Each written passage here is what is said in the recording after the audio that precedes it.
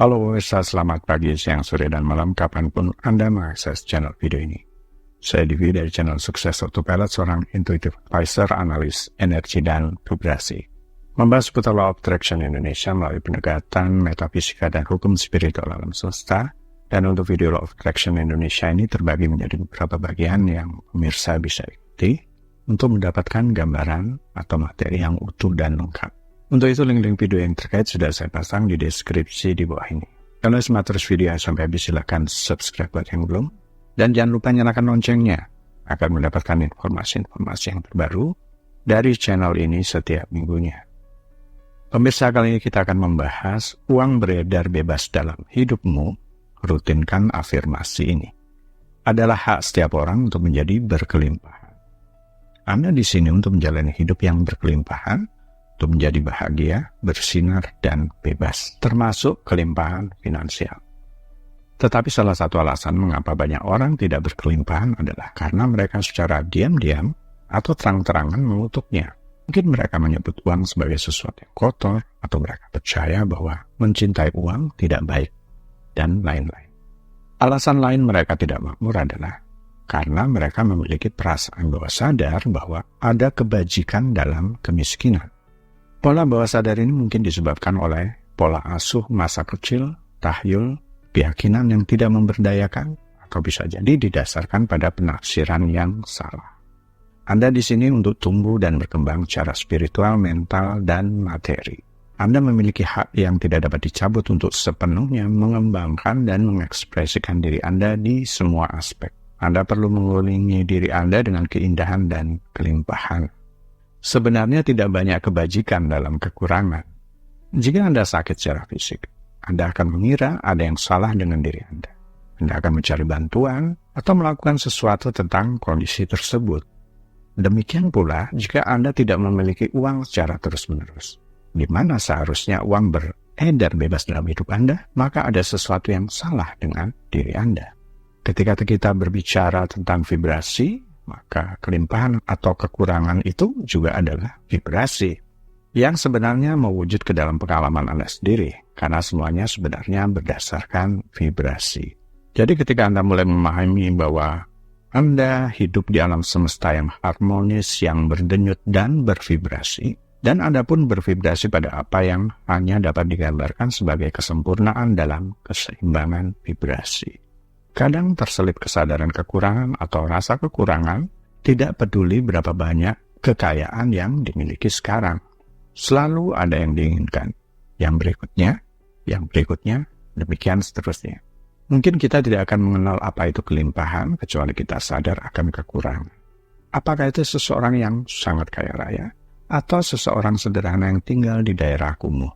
Kita semua dilahirkan dengan membawa batasan tertentu. Melalui keterbatasan inilah kita tumbuh.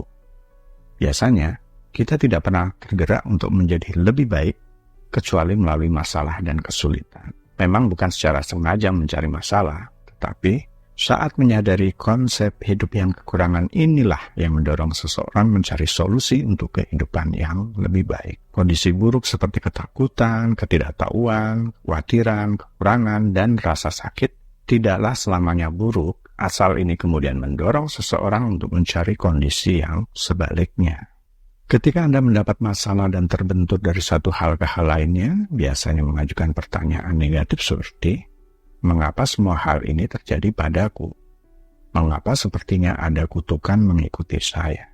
Kemudian melalui penderitaan, rasa sakit atau kesengsaraan, Anda kemudian akan menemukan semacam titik terang yang membebaskan Anda. Melalui ketidakpuasan kita dituntut menuju kepuasan.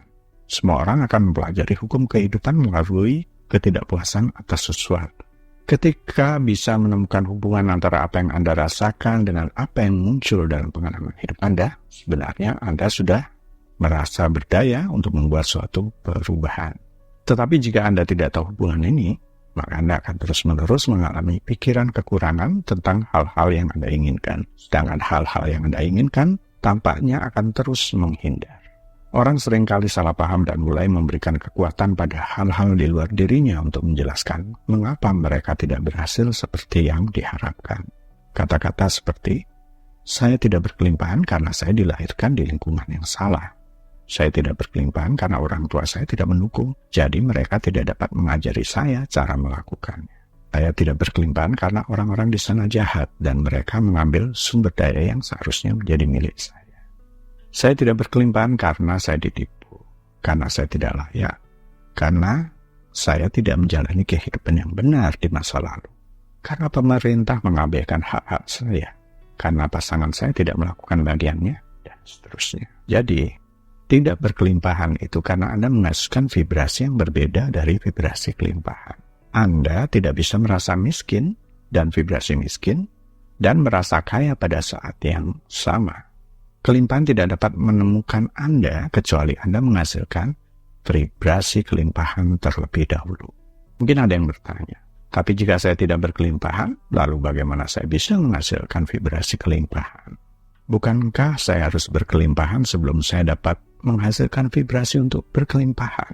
Ini pertanyaan bagus. Saya setuju bahwa sangatlah mudah untuk mempertahankan kondisi berkelimpahan ketika itu sudah ada dalam pengalaman Anda. Karena yang harus Anda lakukan adalah tinggal memperhatikan dan mengamati terhadap kelimpahan yang akan datang kemudian.